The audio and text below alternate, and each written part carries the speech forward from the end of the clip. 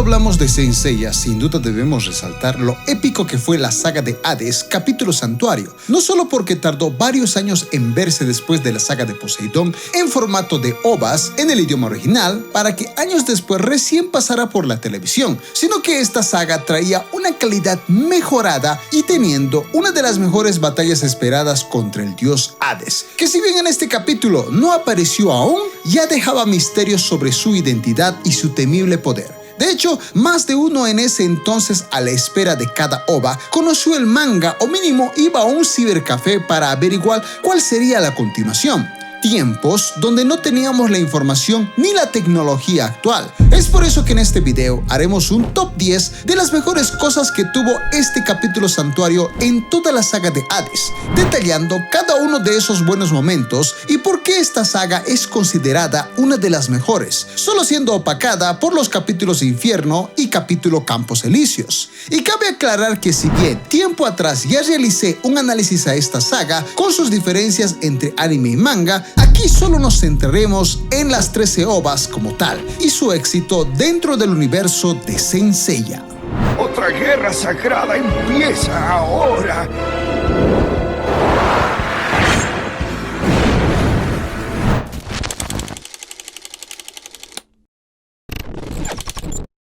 Número 10. La resurrección de los dorados muertos. Cuando hablamos de lo épico de esta saga de Hades capítulo Santuario, sin dudas, lo más llamativo fue reencontrarse con los santos muertos vistos en el anime clásico, tanto los dorados muertos en la batalla de las 12 casas como los santos de plata anteriormente, pero que también vimos a un personaje que si bien aún con los episodios relleno, que son exclusivos únicamente del anime, y que tuvo fallas en cuanto a su personalidad e identidad, sin dudas aquí lo pudimos ver y pudimos resolver todas esas dudas. Obviamente estamos hablando de Shun de Aries, el patriarca real del santuario antes de la rebelión de Saga. Shun de Aries, un gran personaje y patriarca, aún siendo un traidor. Cuando hablamos de Shun de Aries, hablamos de quien no solo fue el patriarca original y quien se quedó a cargo del santuario y quien junto a su amigo Doko eran los anteriores guerreros de la anterior Guerra Santa y quien, como ya sabemos, fue asesinado por Saga, quien tomó su lugar. Por eso este personaje fue clave en esta saga, porque nos mostraba desde un inicio un misterio sin resolver, dado que Mu, creyéndolo un enemigo, puesto que era un personaje que ocultaba su identidad, su voz, hizo que Mu, al verlo un poco, lo reconociera y le diera su respeto, pues se trataba de su maestro a quien debía obedecer. De hecho, fue asombroso verlo liderar a los demás dorados traidores, donde ahí mismo se veía cómo este tenía la influencia o el respeto de los demás, y esto incluido a Saga, quien era el líder o guía entre Camus y Shura. De hecho, una vez el viejo maestro se presenta, es asombroso notar cómo el poder de Hades le dio la propia juventud a Shun, evidenciando el temible poder de este dios, cosa que para Doko no era más que una ilusión, porque tal belleza y poder en 12 horas se iba a desvanecer, evidenciando que solo eran usados por Hades, volviéndose traidores, aunque al final todos sabemos que Shun y los dorados traidores solo fingían, puesto que solamente él como patriarca conocía el poder de la sangre de Atena, para que así la diosa recibiera su poderosa armadura para enfrentarse al dios del inframundo. Sin dudas, Shun de Aries es un gran personaje dispuesto a verse como un traidor con tal de que su diosa gane la guerra, y por eso aún era respetado entre los demás traidores, porque él era quien tenía la absoluta sabiduría. Ex maestro del santuario que perdió su vida durante la rebelión de Saga. Shun de Aries. Afrodita y Máscara de Muerte, ¿son realmente malos o solo Kurumada los usa de respaldo?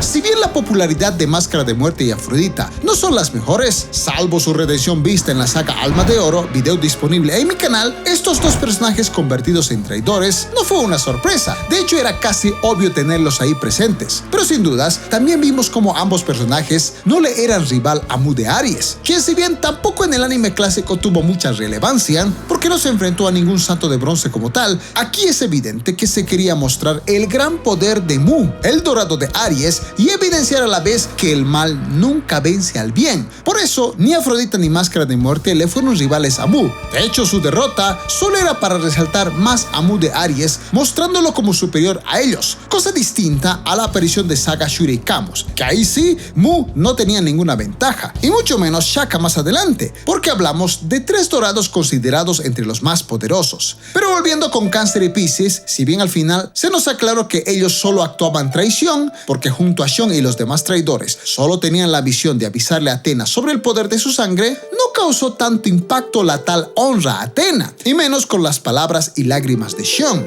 más cuando ambos huyeron como cobardes del castigo de Wyvern, lo cual pues no cabe duda que los fans o quienes pertenecen a los meses de estos signos zodiacales prefieran a Manigoldo o Albafica, aunque no sean parte del canon. Y con esto queda claro que si bien se entiende que ellos no eran traidores como tal, no fue suficiente. E insisto, no por nada, al menos en la saga Alma de Oro, ambos tuvieron una digna redención, lo que nos lleva a la pregunta de si para Kurumada, Cáncer y Piscis no son más que un recurso para hacer brillar a otros dorados o personajes, o es que estos dorados nunca le cayeron bien dentro de los signos zodiacales.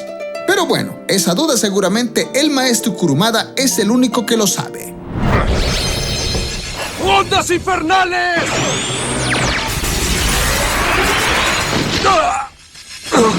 Saga, Shura y Camus son los dorados más poderosos del santuario. Cuando hablamos de quién es el dorado más poderoso, generalmente se apunta a Saga de Géminis, a Shaka de Virgo, a Doko de Libra o a Ioros de Sagitario. Sin embargo, a diferencia de Máscara de Muerte y Afrodita, Saga, Shura y Camus sin duda eran más poderosos, que si bien solo se enfrentaron contra Shaka los 3 a la vez, cuando los vimos vivos, nos trajo un recuerdo nostálgico de lo vivido en la batalla del Arco de las 12 Casas, donde Saga al final decidió eliminarse para no golpear a la diosa Athena, muriendo para demostrar total arrepentimiento. Y en el caso de Shura, es indudable olvidar su pelea contra Shiryu, a quien le entregó su Excalibur, considerado además como el santo dorado más leal a la diosa Athena. Y en el caso de Camus, quien dio su vida con tal de que Yoga se volviera más fuerte que él, para que éste no sea humillado por otros dorados, quienes sabían que Yoga era un discípulo de Camus, vemos como estos 3 dorados, que mostraron fidelidad a la diosa, ahora se volvieron traidores, y siendo esto uno de los impactos más impresionantes. Más cuando los 3 lograron casi eliminar al pobre de Mu, quien no era nada rival contra estos 3, que de hecho, de no ser por la intervención de su maestro Xion, Saga habría eliminado a Mu sin dudarlo. Y sí, más adelante verlos enfrentarse entre exclamaciones de Athena contra Mu, Ayoria y Milo fue más que alucinante, dejando ver que aún debilitados, estos 3 traidores tenían una convicción tan fuerte con su misión que no dudaron en usar tal exclamación de Athena para eliminar a Shaka de Virgo, demostrando que no había rastro de arrepentimiento en su traición, cosa que Mu lo vio reflejado en sus lágrimas de sangre. O Shaka, al creer que solo fingían traición, porque no me dejarán mentir, fue dolorosa su despedida en manos de Seiya, Xion, Yoga y Shiryu, quienes lo reconocieron al final como dignos dorados de Athena, que prefirieron verse como traidores con tal de que su diosa obtenga su armadura. Y vaya que incluso fueron capaces de casi aniquilar a Pandora, que de no ser porque su tiempo de 12 horas había terminado y además dependía del poder de Hades para volver a la vida, seguramente la historia hubiese sido diferente. ¡Te juzgué mal! ¡Ah! Mu, no me digas que ese es todo tu poder. Los caballeros de plata traidores, ¿necesarios o solo usados para resaltar a los santos de bronce? Como bien sabemos, no solo los dorados fueron los traidores, sino también tuvimos la aparición de los santos de plata, los plateados vistos en el anime clásico, que si bien la mayoría pasaron sin pena ni gloria, salvo Misty de Lagarto y sobre todo Argol de Perseo, que ese sí daba miedo, sobre todo con su escudo de Medusa, sin dudas un santo que hubiera sido vital en esta guerra santa contra Hades de no haber muerto en el pasado. Y la verdad es que sin dudas, estos santos de plata revividos solamente eran para que recordáramos más de ellos, y sobre todo sus enfrentamientos contra los santos de bronce, que si bien estas batallas no fueron específicamente con los santos que pelearon en el anime clásico, sirvieron una vez más solo para evidenciar que los santos de bronce son más poderosos que los santos de plata, ya que en Saint Seiya se aclaró más de una vez que si bien los dorados son los más poderosos, lo esencial del poder está en estallar el cosmo al máximo para incluso vencer a un dorado, Obviamente hablamos del séptimo sentido, cosa que los dorados controlan a la perfección, pero que los santos de bronce, una vez lo controlan y hacen estallar su cosmos, pueden vencerlos. Pero a ver, hablando de estos santos de plata, sin duda su llegada no fue más que para hacer brillar a los santos de bronce, dado que así como aparecieron, de la misma manera murieron en un par de segundos sin siquiera darles muchos problemas, lo cual nos hace pensar que estos santos de plata únicamente aparecieron para resaltar el poder de los santos de bronce. ¡Te has vuelto muy fuerte, Yoga! ¡Por favor, protege a Athena! Entonces ustedes... ¡Ah! Número 9. Momentos épicos. Si de momentos épicos hablamos, esta saga sin dudas las tiene y de sobra, ya que dentro de ellas tenemos la batalla ideológica entre Doko de Libra y Xion de Aries. Algo que llamó profundamente la atención con respecto a la batalla entre Xion y Doko fue que no solo aquí se nos reveló la identidad de Xion, quien estaba oculta de todos, revelando que él era el anterior patriarca muerto en la rebelión de Saga, sino que aquí también conocimos por primera vez el nombre del viejo maestro, Doko, que si bien en un inicio no parecía tener ventajas contra Xion, quien volvió a la juventud al menos por un par de horas, vimos no solo un poco de la sabiduría de Doko, quien supo que tal poder de Hades en Xion no era más que una ilusión, un engaño que en 12 horas se desvanecería. Y no solo eso, sino que Doko evidenciaba la importancia de la vida, pues Xion quiso volver a la vida cuando ya la había perdido. Por eso es que la vida es valiosa porque solo se vive una vez, a diferencia de Xion, quien dijo que al estar uno en el mundo de los muertos, anhelaría volver a la vida, aun si eso significara traicionar a la diosa Athena, cosa que más adelante tanto Doko como nosotros mismos supimos que Xion de Aries y los demás traidores solo actuaban por un bien mayor. Pero ya una vez Doko vuelve a la juventud y revela que esto fue gracias al Misopetamenos, fue asombroso verlo portar su armadura de Libra. Un plus que no se vio sino hasta este justo momento, y donde Doko se veía joven y fuerte. Y sí, ambos dieron una épica batalla que por varias ovas nos hicieron creer que quizá ambos murieron en batalla, cuando en realidad solo continuaron su lucha, aunque el adiós era inevitable, ya que sus ideologías, que parecían tan distintas, en realidad demostraban un solo parecido en cuanto a su fidelidad en proteger a la diosa Athena. Dos grandes amigos, dos grandes guerreros de la anterior Guerra Santa y dos poderosos dorados que dieron su vida con tal de salvar este mundo una vez más como lo hicieron en el pasado. El mensaje final de Shaka para Athena. La única forma de llegar al mundo de los muertos con vida. Las dos exclamaciones de Athena y el gran poder de los dorados.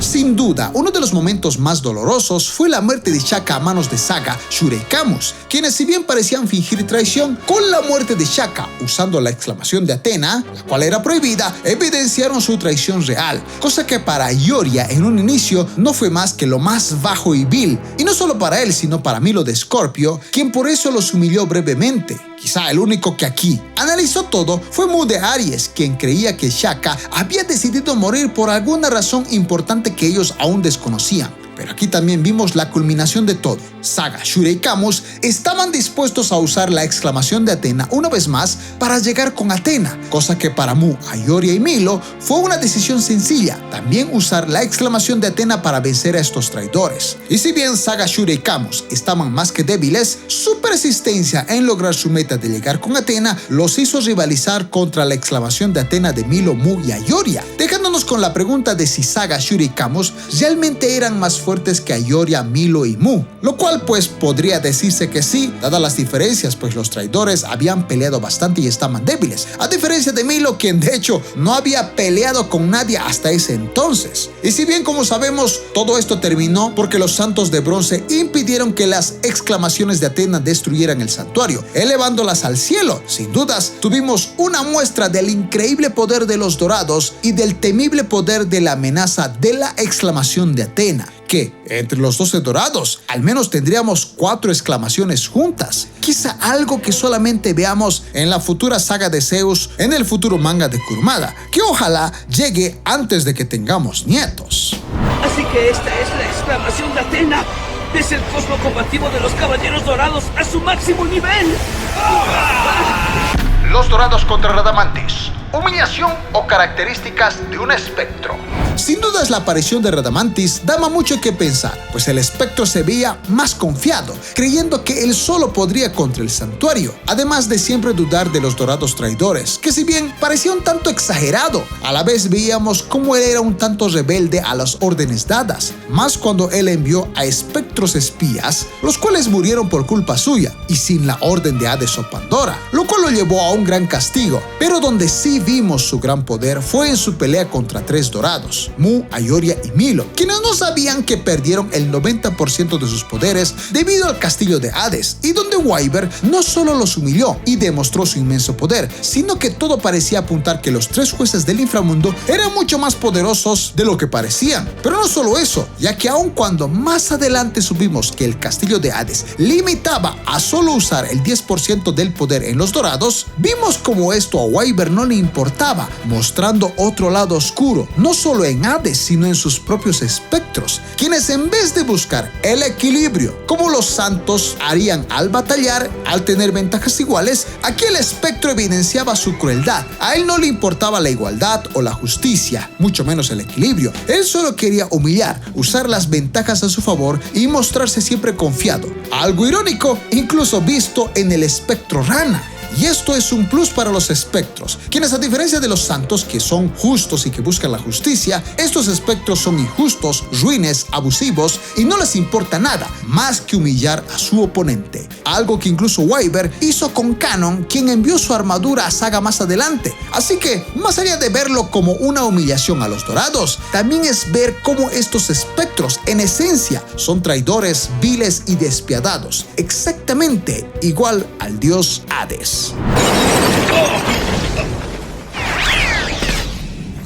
¿Con qué este es el verdadero poder de un espectro? El misterio de la armadura de la diosa Atena que revive a través de la sangre.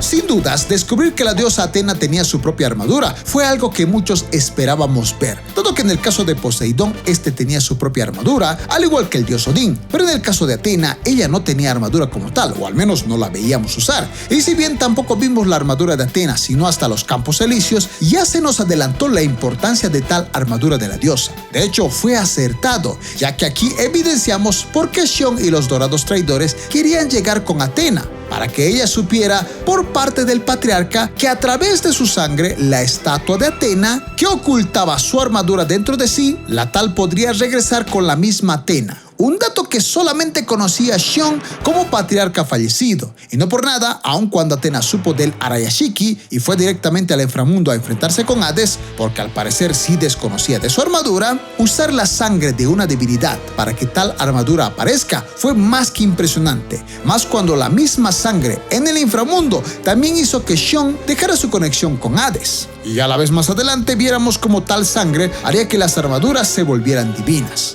Pero en fin, esta saga le dio mayor impacto a la sangre de un dios, la cual podría hacer cosas asombrosas que seguro serán claves para la futura saga de Zeus de Kurumada. ¡Oh, sagrada armadura!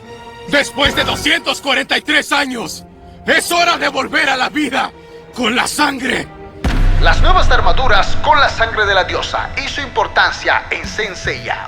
Nuevamente hablando de la sangre de un dios, no solo vimos cómo esta puede darle vida a una armadura, sino que a la vez la sangre puede darle un poder sobrenatural a una armadura, y en el caso de los santos de bronce, quienes tenían armaduras dañadas por su pelea con Poseidón, aquí las tales no solo evolucionaron, sino se volvieron más poderosas, y esto demostrado en su pelea contra Radamantis en el castillo de Hades, que disminuía hasta un 10% el poder de los santos de Atena. Y no por nada Ayoria, Mu y Milo no fueron rivales contra Wyvern, cosa que los santos de bronce tampoco, aunque ninguno sufrió rupturas en sus armaduras. De hecho, solo Seiya pudo elevar más y más su cosmo, volviendo una vez más su armadura de bronce en dorada, para luego humillar en cierto modo a Radamantis, pues aún con desventaja en que se disminuía su poder en el lugar, pudo empujar a Wyvern camino al inframundo, demostrándonos el increíble poder de la sangre de un dios en una armadura. Pues si la sangre de los dorados en los santos de bronce les dio la habilidad de convertir sus armaduras en doradas, al menos temporalmente, la sangre de un dios puede hacer en una armadura algo mucho más poderoso, que de hecho en las armaduras de bronce logró volverlas en divinas en los Campos Elíseos, aun cuando estas armaduras estaban hechas cenizas, pues únicamente si el portador elevaba su cosmo al infinito, haría que su armadura se volviese divina. Lo que daría pie a la no tan loca teoría de que las armaduras doradas se volverían en divinas en la futura saga de Zeus, como lo vimos en la saga de Alma de Oro.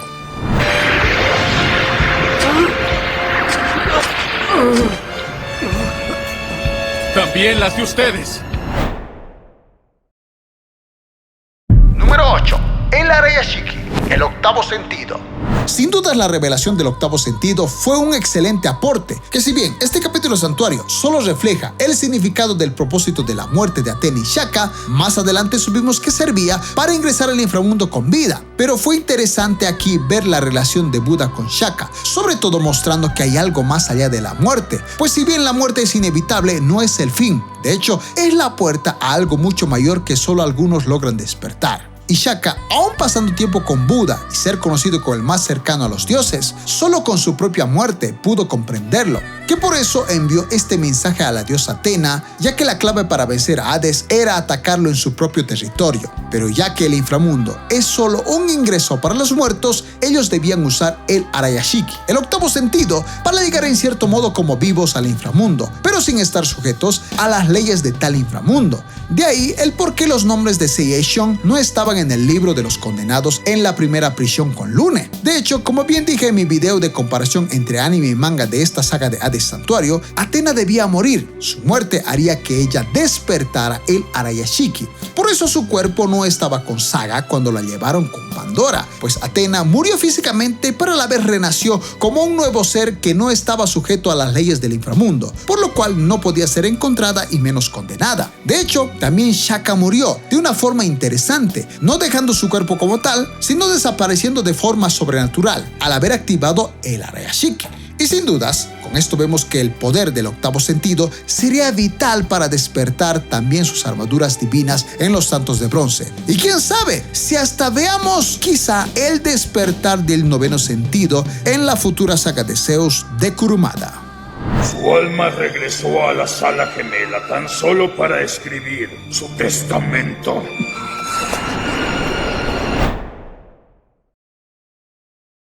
Número 7. Las grandes peleas. Sin duda Saint Seiya siempre se ha caracterizado por mostrarnos grandes peleas, y aquí no podían faltar, porque las peleas fueron sin dudas inolvidables.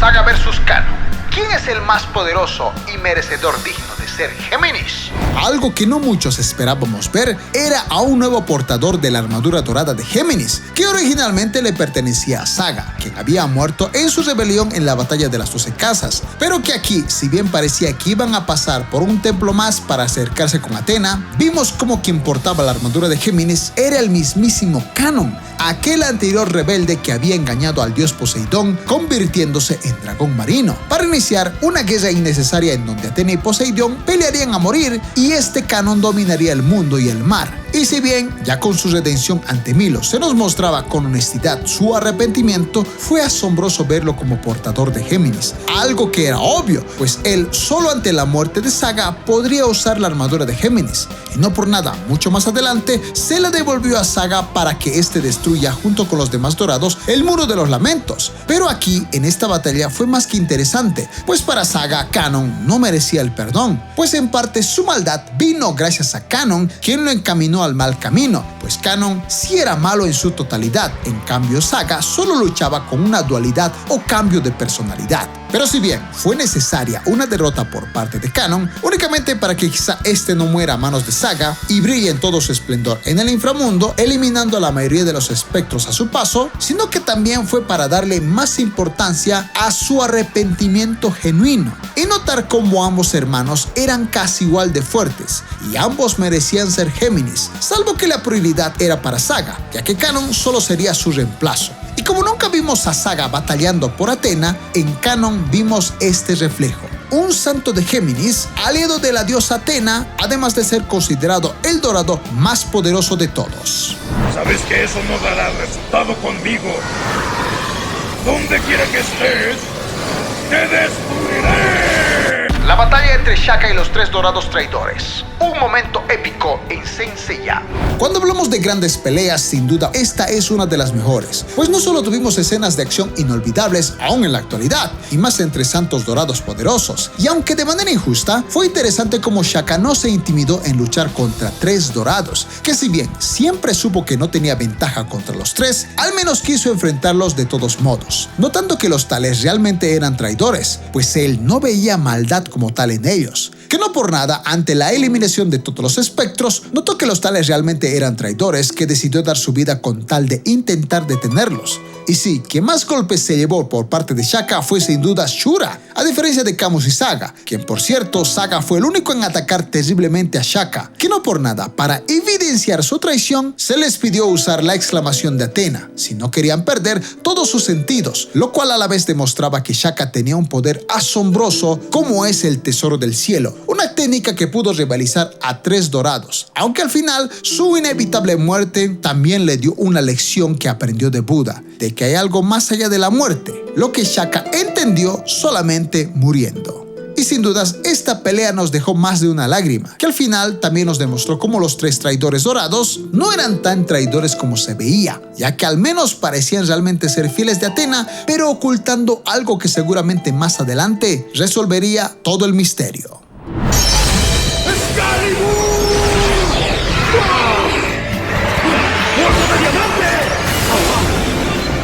Seiya humilla a Wyvern, el momento que hizo brillar a un santo de bronce.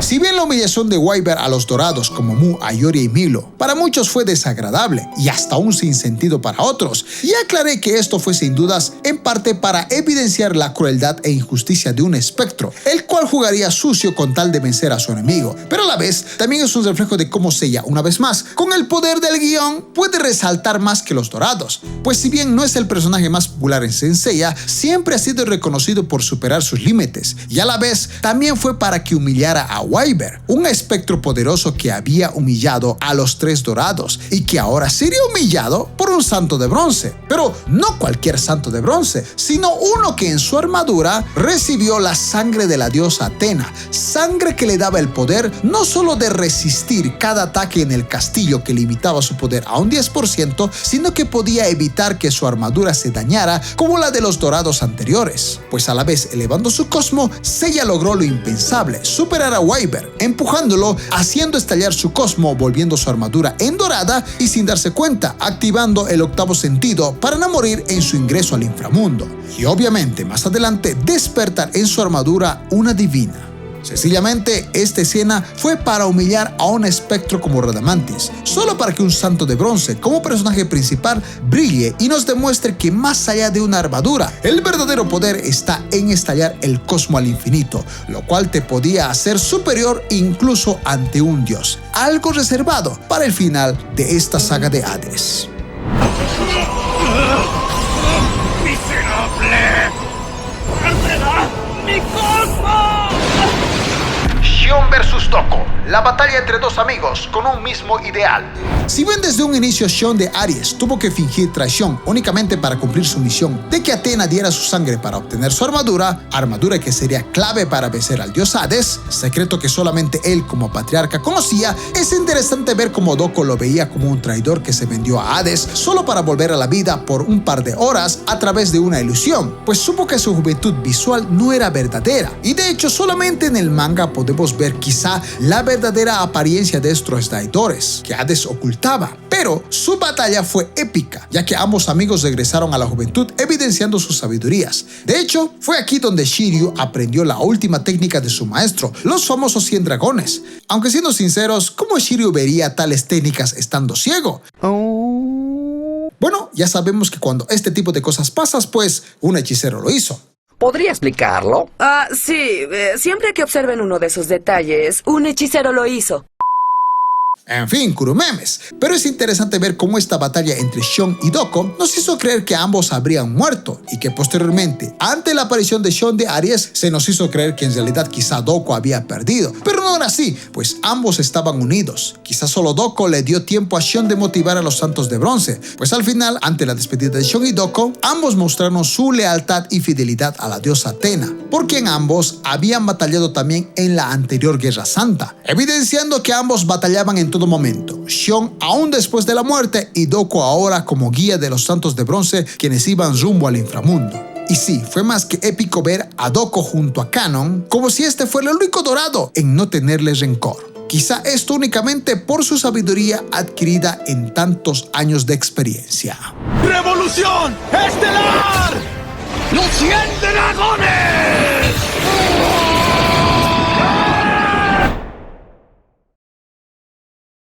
Número 6.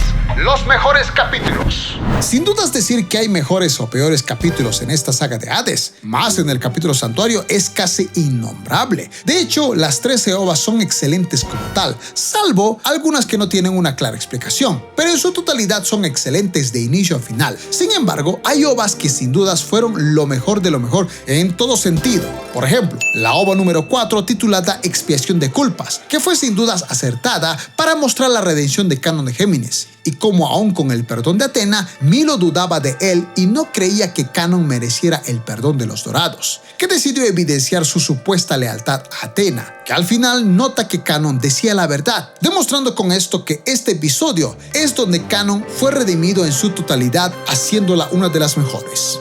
Por otra parte, la ova número 5, titulada El Antiguo Guerrero, fue también asombrosa, porque quedamos impactados de ver por primera vez al joven Doko de Libra, no solo usando su armadura por primera vez para nosotros, sino que al fin entendimos por qué este viejo maestro seguía vivo y seguía siendo digno portador de la armadura, aunque nunca entendimos en un inicio cómo lo usaría por su avanzada edad, lo cual hace que este episodio también sea considerado como uno de los mejores. Por su parte, la ova número 9, titulada Más allá del honor, también es una de las mejores, por mostrarnos un épico momento entre Shaka con los 3 traidores, donde además tuvo que morir, pero únicamente para mostrar la importancia del octavo sentido, el Arayashiki, que sería fundamental en la guerra contra Hades. Y como último también tenemos a la ova número 13, titulada La Mañana de la Decisión Final, en donde si bien Wyvern humilló a 3 dorados, ahora vemos cómo el poder de la sangre de Atena en la armadura de Seiya sirve para humillar a Wyvern. Además, también este episodio nos mostró el doloroso momento de la dios de saga Shuri y Camus, quienes reflejaron en su regreso a la muerte su fidelidad a la diosa Atena, dejando su legado a Seiya y los Santos de Bronce.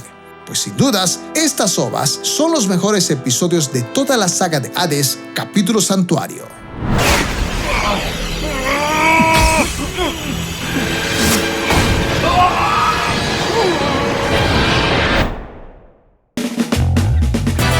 Antes de continuar, si este video es de tu agrado y te está gustando, apóyame dejando tus comentarios en este video. Además, deja tu like y comparte este video con un amigo que ame el fascinante mundo de Saint Seiya. Y no olvides también seguirme en todas mis redes sociales, donde subiré contenido interesante que no verás en este canal. Además, puedes apoyarme siendo miembro de este canal para ver videos exclusivos y obtener varios beneficios. Así que no olvides de suscribirte y activar las notificaciones para no perderte ni un solo video.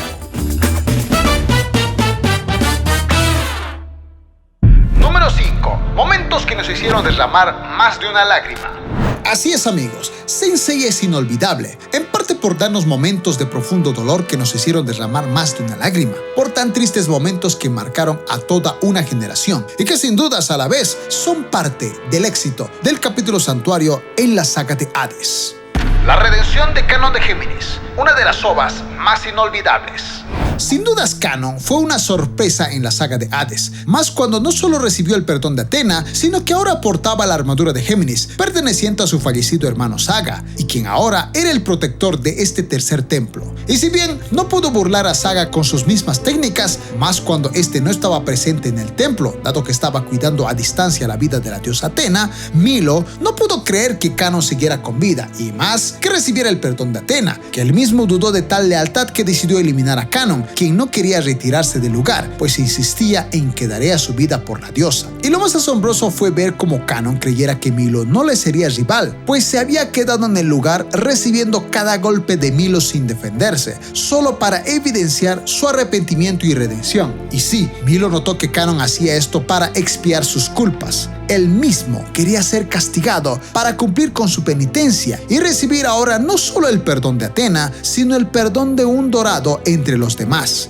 Y sí, por un instante parecía que Milo acabaría con la vida de Canon, quien estaba dispuesto a todo. Pero Milo en realidad evitó que Canon muriera, pues quedó claro que él realmente le era leal a Atena y que sí se había redimido y que ahora lo reconocería no solo como su compañero, lo reconocía como un digno dorado de Géminis, dejándonos asombrados y de ver cómo esta ova nos hizo llorar más de una vez y nos demostró que Canon realmente se había redimido de sus pecados pasados. Ya no hay ningún enemigo aquí. El único presente es un compañero. Se trata de Canon de Géminis, un caballero dorado. Espera. La muerte de Shaka, una de las muertes con mayor significado. Cuando hablamos de las cosas más dolorosas en Saint Seiya, sin dudas la muerte de Shaka es de las más recordadas, no solo por habernos dejado una gran lección que más allá del dolor existe algo más. Y que si bien muchas personas sufrían en este mundo, algunos podían traspasar la muerte para algo mejor. Y si bien a la vez fue injusta su muerte ante 3 traidores dorados, a la vez nos sorprendió cómo a través de esta tragedia él despertó el octavo sentido, dándole más propósito a su muerte, algo que al parecer el único en entenderlo fue Mu de Aries. Y de hecho, de no ser por la trágica muerte de Shaka, este no le habría dado la ventaja a Atena de cómo vencer al temible dios Hades en el mismísimo inframundo. De hecho, la muerte de Shaka no solo se queda ahí, la escena es memorable. Shaka debía morir para aprender una lección valiosa de Buda y que Shaka solo entendería y aplicaría una vez muerto. Por eso su título del hombre más cercano a los dioses tiene sentido, y no por nada entre el fandom es considerado entre los más poderosos dorados. Incluso para algunos, Shaka es más poderoso que el mismísimo Saga, y quizá esto únicamente por su técnica más poderosa, el tesoro del cielo, la cual ni siquiera 3 dorados podían imitar, pues hablamos de una peligrosa técnica para cualquier oponente. Y sí, aun con su inevitable muerte, fue asombroso verlo otra vez con vida, o bueno, al menos de forma espiritual, para dar su testamento final e irse así al inframundo. Sin dudas, una de las muertes más conmovedoras y con gran propósito. Llegó el momento. Perdóname, lo sabía. La muerte de Atena, un antes y después para todos en Saint Seiya. Sin dudas la muerte de Atena es otro de los momentos más sorprendentes y dolorosos, no solo por el hecho de que los dorados traidores tenían la intención de cortarle la cabeza a la diosa para entregarla al dios Hades y tener una supuesta nueva vida, cosa que Atena al final decide aceptar, dejándonos a todos atónitos sin saber por qué decidió entregarle la daga o espada matadioses a Saga, causando no solo un recordatorio de que esto había pasado años atrás, cuando Saga usó la misma daga para matar a Atena cuando ésta era un bebé, sino que ahora ocurriría lo mismo, pero con distinto propósito, pues Saga no quería matarla, aunque eso era lo que debía hacer para demostrar ante Hades su fidelidad. Sin embargo, Atena está decidida a dar su vida, con tal de que sus dorados fallecidos puedan estar en paz, pues ella decide entregar su vida, dándonos una de las escenas más conmovedoras, inentendibles, pero obviamente con un secreto detrás de la muerte, la cual era activar junto con Shaka el Arayashiki para ir directamente al inframundo para enfrentarse al dios Hades en su propio territorio, pero sin estar sujeta a las leyes del inframundo. Y tal escena es conmovedora, pues ella da un grito al cielo, pues entendió que algo grave iba a suceder. No solo eso, pues él mismo tenía el presentimiento de que algo malo le iba a pasar a la diosa Atena, cosa que al final sucedió.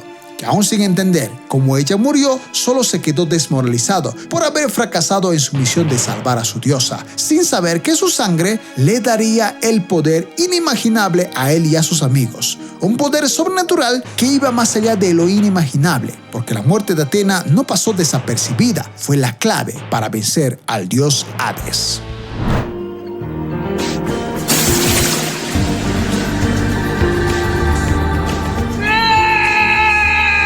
El secreto detrás de la traición de los dorados. Todos eran leales a Atena, aún en la muerte.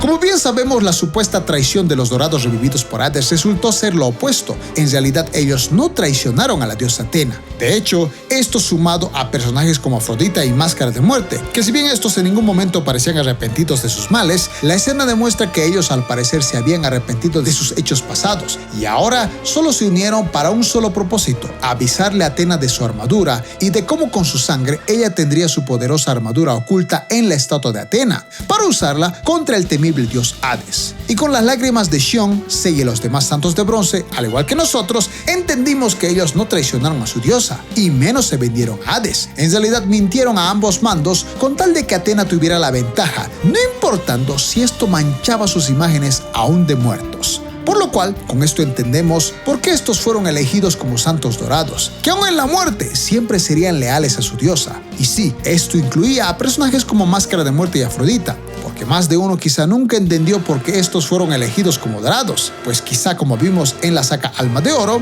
Atena vio en ellos algo que nadie más vio. Vio que aún a pesar de su maldad o conveniencias, ellos serían leales hasta la muerte. Algo que incluso Atena vio en Canon de Géminis, quien hizo cosas peores a las de Afrodita y Máscara de Muerte. Por eso, la saga de Hades Santuario sin duda nos dejó buenos momentos, y uno de ellos fue descubrir el secreto detrás de la traición de los dorados revividos por Hades, y que estos no eran traidores, sino realmente leales a la diosa Atena. Tuvieron que esconder la verdad a Hades, aun cuando ello implicaba caer en la desgracia eternamente. ¿Pueden ustedes imaginar su dolor? El adiós de Saga Shurei Camus, uno de los momentos más memorables en Saint Seiya. Otro de los momentos más tristes en Saint Seiya es sin dudas el adiós de Saga Shurei Camus, quienes luego de la muerte de la diosa Atena debían presentarse ante Pandora para entregarle el cuerpo muerto de la diosa, con tal de obtener la vida eterna que Hades les había prometido, no sin antes fingir que traían el cuerpo, pues de hecho querían encontrarse personalmente con Hades para acabar con él, pero ante la persistencia de Pandora no tuvieron más remedio que admitir que Atena no estaba con ellos, que de no ser porque las 12 horas se les había terminado, no habrían sido humillados por el espectro Rana, quien quería llevarse el crédito de vencer a 3 dorados traidores. Pero ante la llegada de Seiya, Xion, Yoga y Shiryu, es donde vemos el gran final de estos 3 traidores, quienes en realidad, aún con ganas de seguir batallando, entendieron que su tiempo había terminado, no quedándoles más que dejar su legado a los santos de bronce de seguir batallando en sus nombres para vencer al temible Hades. Y así es como Camus se despide de su alumno Yoga, Shura de Shiryu recordándole el usar su Excalibur, y Saga dejando todas sus esperanzas en Seiya y Xion para derrotar a Hades. Y es así como los 3 dorados fieles a Atena, aún en la muerte, se despiden, demostrando lealtad absoluta, dejándonos una de las escenas más tristes y conmovedoras en todo Saint Seiya. Les encomendamos la misión de proteger a Atena, nuestra diosa. Número 4. Hades y los espectros. Si bien los espectros brillan en todo su esplendor, más en el capítulo Infierno, en este capítulo Santuario sí tuvieron cierta participación, pero más que todo para no opacar la batalla entre los dorados traidores contra los dorados del Santuario, y a la vez para así debilitar el bando de Atena. Sin embargo, cuando hablamos de Hades, aquí este no tuvo presencia. De hecho, lo único que vimos al inicio y al final de Hades fue verlo como una especie de ángel de la muerte o un ser espiritual oscuro, obviamente ocultando su identidad, lo cual nos daba más interrogantes sobre su aspecto e identidad, cosa que sería toda una revelación inesperada en el capítulo Infierno. Aún así, es bueno que vayamos a analizar todo lo que vimos de Hades y sus espectros en este capítulo Santuario de la saga de Hades. ¿Quién era Hades? El misterio del temible dios en Saint Seiya.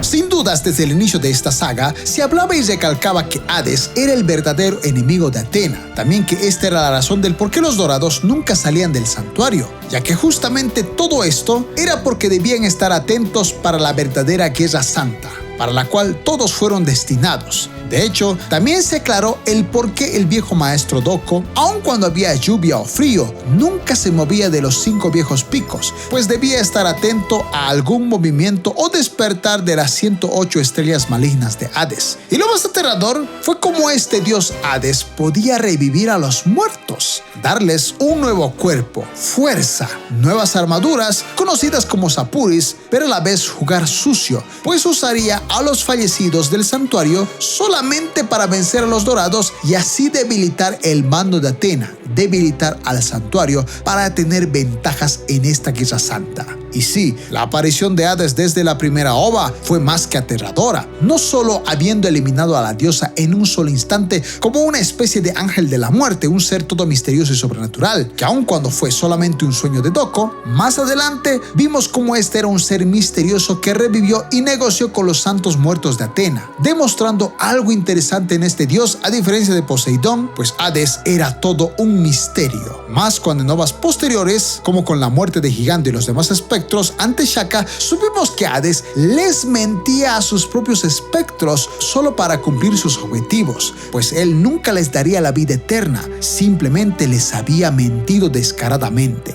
Y sí, no veríamos a Hades en todo el capítulo santuario, sino hasta el capítulo infierno. Pero ya desde este inicio, tal dios se veía como el más temible en todo Saint Seiya. Así que tú eres Hades, el rey del inframundo. Athena. ¿Quién era Pandora? Todo sobre la temible Pandora y su gran poder. Si bien esta fue la más cercana al dios Hades, y quien al parecer era la que daba órdenes de Hades a los espectros, sin dudas, aun con su apariencia femenina y frágil, esta era una mujer temible, que de hecho logró castigar al mismo Radamantis, quien envió espectros a ocultas de Hades, siendo el responsable de tales muertes, que nos mostraron cómo Pandora al parecer sufría de castigar a Wyvern, pero al final decidió perdonarlo únicamente porque sabía su utilidad en esta guerra santa. Pero todo era solo una mentira, pues ella era exactamente igual que el dios Hades. Y esto bien reflejado cuando dejó al espectro Rana para encargarse de Saga Shuri y Camus, pues parecía que ella creía que Rana vencería a los 3 traidores. Pero en realidad, ella dejó al espectro para que distrajera a los santos de Atena mientras ella huía rumbo al inframundo, evidenciando cómo los espectros al parecer no cuidan de los suyos, más que simplemente usarlos, algo que ya venía desde el mismísimo dios Hades. Y sí, Pandora era temible, segura de sí misma, tan segura que incluso cuando Saga, Shuri y Camus se rebelaron, ella no se atemorizó, pues sabía que Hades les quitaría su poder, pues ellos al rebelarse perderían el don que solo Hades podía darles. Aparte que las 12 horas que tenían de vida ya habían terminado, sin mencionar que era obvio que ni ella ni Hades estaban pensando en darles la vida otra vez, pues Hades puede revivir a un muerto, pero no darles una vez más la vida. Y Pandora nunca contaría esta verdad, pues ella también estaba siendo engañada por el mismísimo dios Hades, cosa que se enteraría, pero más adelante.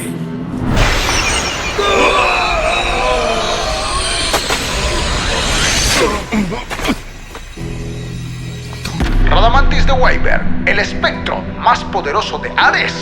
Algo asombroso fue notar a un espectro poderoso dentro de los guerreros de Hades, pues había uno que era sumamente poderoso, que si bien se hizo esperar hasta casi el final de las ovas, desde un inicio su presencia mostraba mucha confianza, seguridad, a tal punto que creyó que él solo iba a destruir todo el santuario, sin la necesidad de los dorados traidores. Pues él se quería hacer cargo de todo, trayéndole en menos tiempo la cabeza de Atena, cosa un tanto exagerada de su parte, pero que ya demostraba su extrema confianza, cosa que se vio bien reflejada cuando humilló a 3 dorados. Sí, él acabó solo con Ayoria, Milo y Mu. Y si bien sabemos que todo esto fue ventaja por el castillo de Hades, cosa que supimos más adelante, ya la saga misma demostraba el inmenso poder de algunos espectros. De hecho, si bien sabemos que el poder de Wyvern no era necesariamente más poderoso que un dorado, fue asombroso como él sabía que los dorados traidores seguían siendo fieles a Atena, y para demostrarlo envió justamente a espectros para vigilar a Saga, Shuri y Camus, que si bien tales espectros murieron por culpa suya, al final una de las mariposas del infierno evidenció que tales dorados no eran traidores, eran falsos en acabar con Atena. O sea que sí, Wyvern es demasiado confiado, pero a la vez su desconfianza puede ser acertada. Y por otra parte, si bien fue una fumada el hecho de haber humillado a 3 dorados y hasta destrozar sus armaduras, ya se evidenciaba con esto que un espectro es alguien capaz de no buscar la igualdad en poder, sino humillar al oponente, no importando el desbalance de poder, sino enorgullecerse y aterrorizar a sus oponentes a como de lugar. Por eso se reía de los santos, aunque al final Seiya lo terminó humillando, lo cual hizo que Wyvern supiera que Seiya y los demás santos de bronce eran peligrosos, y esto únicamente porque los tales tenían en sus armaduras la poderosa sangre de la diosa Atena. Ustedes, los caballeros, me dan lástima. No son más que un gran estorbo para el señor Hades. Papillón, un espectro que era el reflejo mismo del inframundo.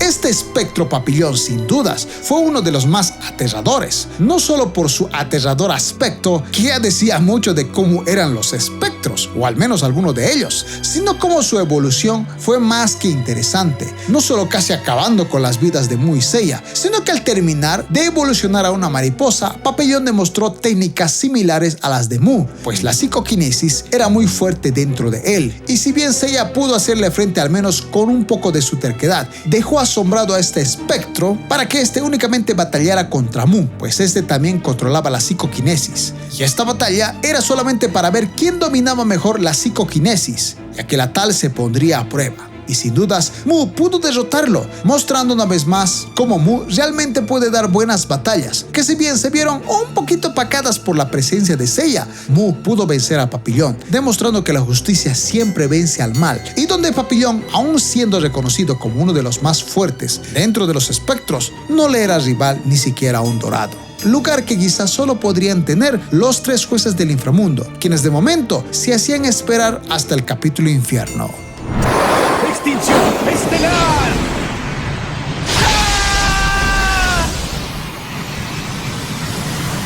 Los espectros menos interesantes y a la vez los menos populares de la saga de Hades.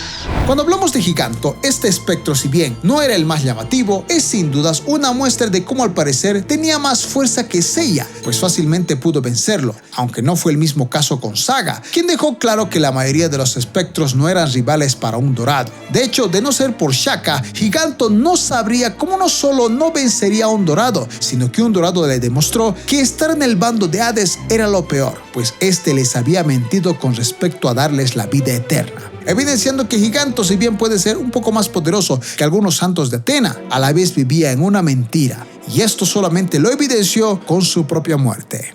Raimi de Gusano. Sin dudas este espectro fue un poco rival a Ioria, que si bien pudo detenerlo solo para que los demás espectros avanzaran al siguiente templo, y esto únicamente porque Ioria se había distraído notando 3 cosmos similares escondidos entre los espectros, cosa que hizo que Gusano lo agarrara. Ahí es cuando Ioria evidenció su verdadero poder, humillando a Raimi y derrotándolo fácilmente, y una vez más, solo porque los 3 jueces del infierno al parecer pueden vencer o rivalizar a un dorado, cosa que tampoco sucedió, porque solamente Wyver se enfrentó a Kanon más adelante.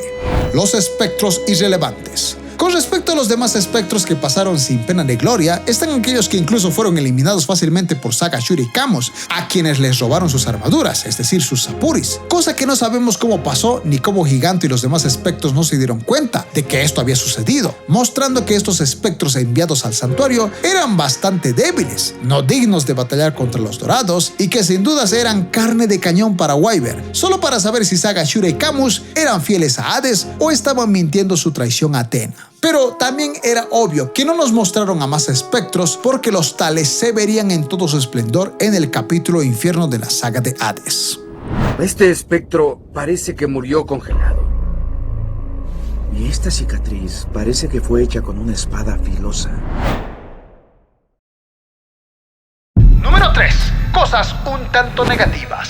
Si bien la saga de Hades capítulo Santuario tiene muchas cosas positivas, y que de no ser por el capítulo Infierno y capítulo Campos Elíseos, esta saga sin duda sería la mejor de todas, aún con esto es inevitable notar ciertas fallas o cosas un tanto negativas que tienen estas 13 ovas.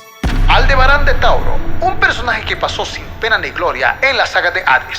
Si bien este personaje no fue de los más populares, que de hecho aún en el arco de las 12 casas no fue tan intimidante, pues solo dejó pasar a Seiya únicamente porque este le rompió un cuerno, ya desde la saga de Hades, Aldebarán de Tauro pasó como un dorado casi usado únicamente para evidenciar que hay seres más poderosos que los dorados. Y si bien Aldebarán nunca fue visto como un mal personaje o un traidor de Atena, a diferencia de Afrodita y Máscara de Muerte, es inevitable notar cómo fue básicamente fácilmente derrotado y sin batallar. Y si bien venció a Niobe de Deep al final, avisando con esto a Mu, es inevitable imaginar cómo ni Saga, ni Shura, ni Camus lo pudieron enfrentar, dejándonos con la teoría de qué pasaría si realmente se hubiesen enfrentado a él. Pero aún así fue conmovedor notar cómo Aldebarán, aún con su rudeza, fue conmovido por una niña que le regaló una flor como un aprecio hacia él, cosa que él no olvidaría. Pero si bien el manga tiene tiene una razonable explicación del por qué Tauro fue fácilmente derrotado. Quizá la OVA quería únicamente mostrar con esto que los espectros, al ser crueles y usar las trampas para vencer a sus oponentes, era necesaria la derrota de Tauro así por así.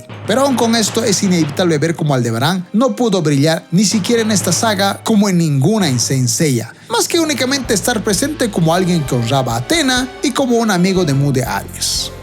No tiene caso combatir con alguien que ya está muerto. ¡Eso no es posible! La no explicación de la llegada de los espectros al santuario, un error de la saga de Hades. Sobre cómo llegaron los espectros al santuario o cómo es que nunca fueron vistos fue una de las interrogantes dentro de la saga de Hades. Y si bien al menos yo ya di una explicación usando el manga como base y otras menciones más, hay que ser claros en decir que las OVAs del capítulo santuario de la saga de Hades no dieron una respuesta lógica, únicamente que los espectros estaban a ocultas de todos. Y esto podría explicarse el por qué Mu, ante la llegada de su maestro Shion, no notó los cosmos de Saga Shura y Camus, y esto mismo pasó con Ayoria, quien tampoco notó que Saga Shura y Camus estaban entre los demás espectros. Quizá por eso la razón de que los espectros no hayan sido vistos ni sepamos cómo llegaron al santuario sea porque los espectros pueden pasar desapercibidos y sin ser notados. O sea que mientras un dorado esté distraído en alguna batalla, los espectros pueden pasar a la siguiente casa sin ser vistos. De hecho, ni Saga, Shura y Camus notaron la presencia del hada del infierno al haber matado a Shaka. E insisto que en mi video pasado donde hablo de las diferencias de manga y OVA de la saga de Hades, una de las teorías es que al tener a Máscara de Muerte como Cáncer muerto y sin cuidar su templo desde el Yomotsu, los espectros al parecer podían ingresar así al santuario. Teoría que sería respaldada por el manga del Next Dimension, porque esto le pasó a Deathtoll de Cáncer, quien vigilaba la salida de algún espectro, únicamente porque Athena no estaba usando su cosmo para evitar esto. Pero a la vez esto tampoco responde el cómo Athena y su cosmo no impedía tal acceso. O sea que en pocas palabras, esta es una de las cosas que fallan o no son respondidas en la misma saga de Hades. Aún nos están siguiendo. Sí, están justo detrás de nosotros. La fórmula de repetir las 12 casas. ¿Justificación o repetición por falta de ideas? Algo que siempre se ha puesto como negativo en cuanto a Saint Seiya es la fórmula repetitiva del arco de las 12 casas, donde deben pasar siempre por distintos oponentes para llegar con el villano principal. Algo repetido incluso en películas animadas de Saint Seiya y en la saga de Asgard y Poseidón, que de hecho en cierto modo se volvió a repetir en el capítulo santuario de la saga de Hades y casi repetido en el capítulo infierno y sin dudas completamente repetido en el manga del Next Dimension, insinuando que si este fue el éxito de Saint Seiya en el arco de las 12 casas, pues hay que repetir la misma fórmula, cosa que a muchos no les gustó, pero no del todo, pues si bien era otra vez ver el santuario, la diferencia es que aquí hubo cosas interesantes, como ver a dorados traidores contra dorados del santuario, y donde Hades quería debilitar el bando de Athena, lo cual lo hace diferente y no necesariamente repetitivo, pero yo sí estoy de acuerdo en que en el caso del Next Dimension sí es repetir otra vez las 12 casas, con la única excusa de que es la anterior guerra pasada. En cambio, en el capítulo santuario de la saga de Hades tiene cosas distintas y mejor justificadas, lo cual si bien para muchos parece repetido, nadie puede negar que tal saga del capítulo santuario fue lo mejor. De hecho, para la gran mayoría fue recordar todo lo vivido en el arco de las 12 casas, pero con otra perspectiva, para que sea como un preludio de lo que sería en el inframundo. En sí, la justificación es válida, pero sí es triste ver que en Next Dimension era repetir en cierto modo todo, cosa que esperamos que Kurumada en la futura saga de Zeus haga algo inesperado y obviamente distinto. ¡Polvo de diamante!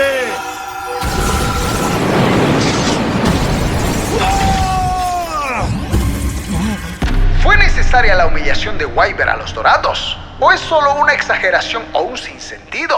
Este punto definitivamente divide a muchos fans, desde aquellos que se van a defender el manga sobre esta escena que es únicamente exclusiva de la OVA, y otros afirman que fue un acierto, pues ver a los dorados derrotados por un solo espectro fue únicamente para demostrar cómo los espectros eran peligrosos. Y si bien en ambos casos más adelante supimos que el castillo de Hades disminuía el poder de los dorados a un 10%, la pelea sigue aún en la actualidad entre fans, pues no cabe duda que Wyvern brilló en todo su esplendor, y se vio como el más poderoso, cosa que, insisto, fue únicamente para que veamos a un espectro como alguien injusto, que juega sucio y que es tramposo, como el mismo dios Hades es con ellos. Pero no olvidemos que a la vez sirvió para que Seiya pudiese brillar, dado que este es el personaje principal de toda la saga, al menos en toda la animación, que verlo derrotar a Wyvern, aún con la desventaja del castillo de Hades, fue únicamente para demostrar que Seiya es el superpoderoso en estallar su cosmo, como a la vez demostrar el poder de la sangre de Atena en una armadura. Pero aún así, esta discusión si fue necesaria o no la humillación a los dorados por parte de Wyvern siempre será un dolor de cabeza, pues muchos nunca creerían que un dorado sería tan humillado, cosa que, insisto, fue exclusivo de las OVAs y no tanto del manga, y solo para resaltar más a Seiya y los Santos de Bronce, quienes no tuvieron tanto protagonismo en el manga, al menos en esta parte del capítulo Santuario, sino hasta el final del capítulo Santuario y sobre todo en el capítulo Infierno. Tontos e inútiles como ustedes deben caer vivos en el Coshitos. ¿Por qué Cáncer y Piscis siempre son humillados? ¿Es necesario o es solo un error?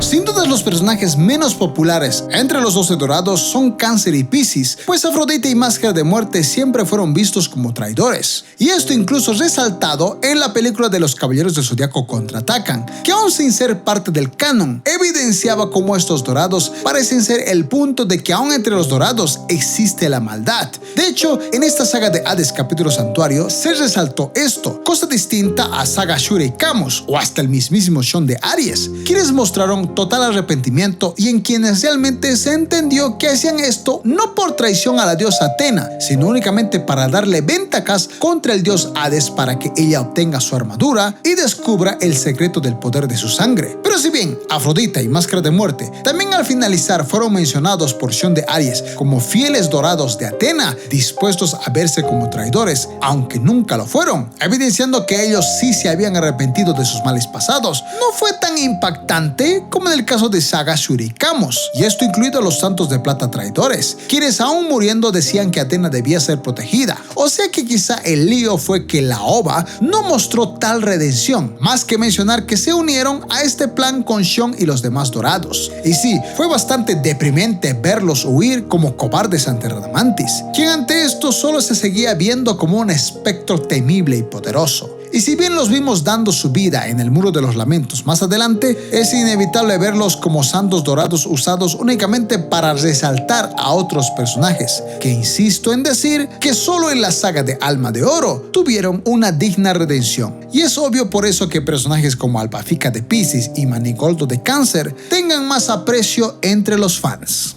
¡No queremos regresar al mundo de la muerte! ¡Cobardes!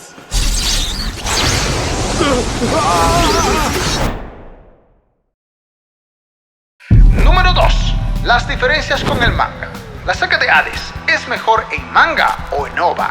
Entre gustos nunca llegaremos a tener un ganador, ya que siempre habrá quienes prefieran al manga, mientras que otros aprecien más el anime. Pero ya aquí solo mencionaremos las diferencias como tal, ya que es evidente que la diferencia más notable entre manga y OVA en la saga de Hades capítulo Santuario fue únicamente la participación de Seiya y los Santos de Bronce, pues en el manga Seiya, una vez es desaparecido por Mu de Aries, el tal no presenta signos de vida sino hasta casi la muerte de Atena. Y lo mismo pasa con Yoga y Shun, quienes tardaron en llegar al santuario solo para estar presentes ante la muerte de Atena. De hecho, Ikki nunca apareció y solo tuvimos la presencia de Shiryu, quien fue en busca de su viejo maestro y que si bien estuvo presente en todo el santuario, no tuvo casi nada de participación. Así que esa sería la diferencia entre OVA y manga. Y aquí la respuesta sería en que las OVAs querían resaltar a los Santos de Bronce sin opacar a los dorados, salvo en el final, cosa que el manga se centra en mostrar y resaltar únicamente a los dorados, y solamente en el final mostrar a los Santos de Bronce como protagonistas para el capítulo Infierno. Y sí, de ahí el hecho de que Wyvern humilla a los dorados para que Seiya sea una vez más el más poderoso, aun cuando es un Santo de Bronce, cosa que en el manga Seiya de hecho jamás humilla a Wyvern ni se le enfrenta, pues el final es completamente distinto a lo visto en las OVAs. Así que en resumen, esa sería la diferencia fundamental entre OVA y manga de todo lo que vimos en la saga de Hades Santuario. Pero de todas formas, recuerda que tengo un video completo con todos los detalles entre diferencias entre OVA, manga y más curiosidades de las OVAs de Hades capítulo Santuario. Descansa en paz. ¡No puede ser!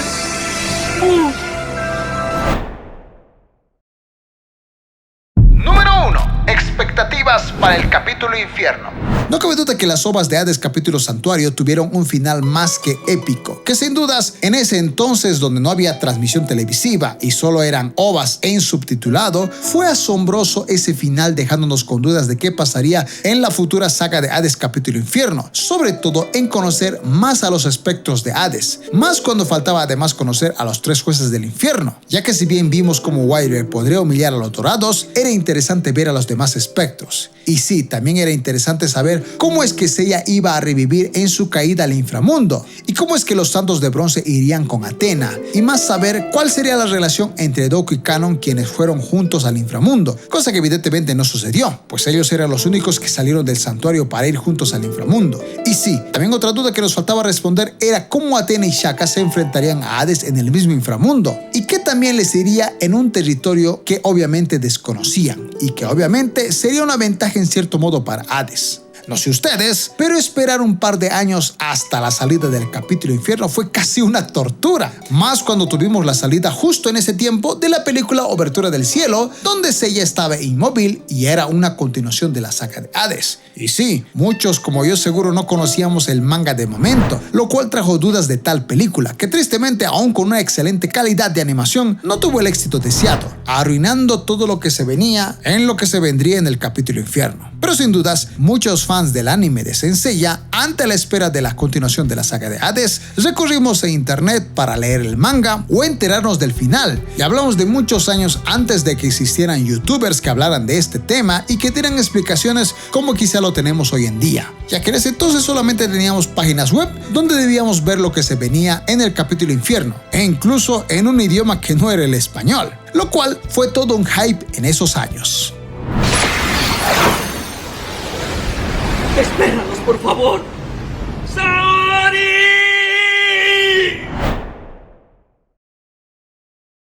Conclusión. Por esta razón, la saga de Hades Santuario es la mejor saga en Saint Seiya. Saint Seiya, las ovas de Hades en el capítulo Santuario, sin dudas es una joya en cuanto a la animación y la historia de los Caballeros del Zodiaco, que aún con los años es recordada como la mejor entre todo el universo de Saint Seiya. De hecho, esto fue casi un antes y un después, pues muchos años de espera ante esta nueva saga fueron bien recompensados con tal excelente animación de 13 ovas, que se distanciaban de lejos de la animación clásica. Y quién sabe cómo hubiese sido si en esos años habría creadores de contenido hablando del tema, cosa que seguro iba a ser un hype en las redes sociales, cosa que en esos años también lo era, aunque no con la tecnología ni las redes sociales que tenemos hoy en día. Pero aún con los años, esta saga ha permanecido increíble, que esperemos que, si bien aún no está confirmado, ojalá la futura animación del Next Dimension sea igual de alucinante. Pues sí, con los años las animaciones de Saint Seiya no fueron más que para vender productos o darnos pésima calidad